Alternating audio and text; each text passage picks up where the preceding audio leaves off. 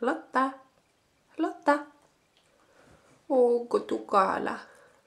Joo.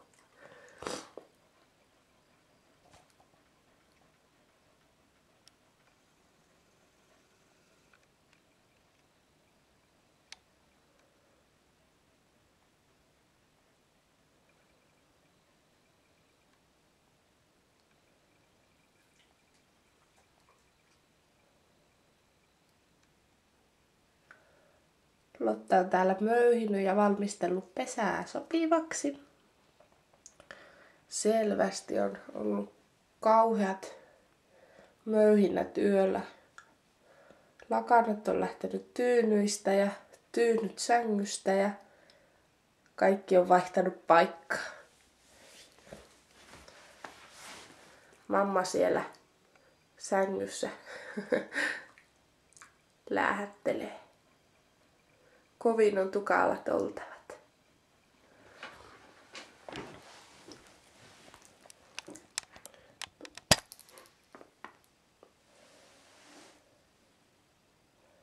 Joo.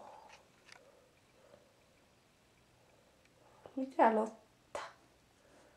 Niin, mitäs nyt kuvaat, kun on tämmönen olo?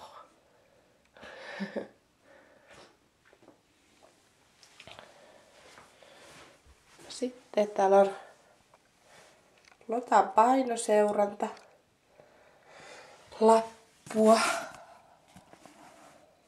sen näköistä. Nämä valmiina ja muut laput Lotan kansiossa. Seuraavalla hyllyllä on hanskoja, kumihanskoja synnytystä varten, käsidesi ja lankaa, desinfioidut sakset, kuumemittari, desinfiointiaine ja Rapalan kalapuntari ja pusseja pennun punnittamista varten. Ja talouspaperia pari rullaa.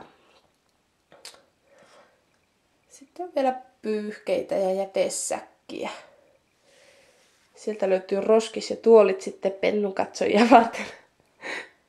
Siinä on ihanat tiikerituolit.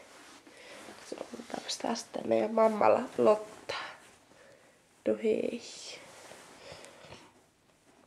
Kovin on tukalaa. Joo. Sais kohta tulla jo ulos. Siellä pennut potkuttelee. Kauhea potkuttelu käy. Joo. Ja ilmekin on sen mukainen.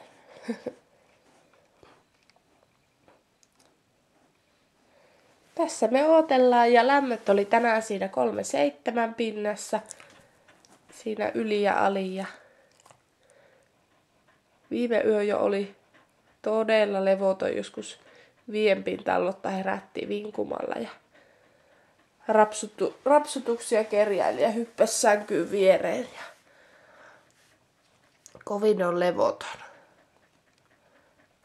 Meillä on jännät paikat. Lotta? Joo. Hyvä. Päivitellään taas.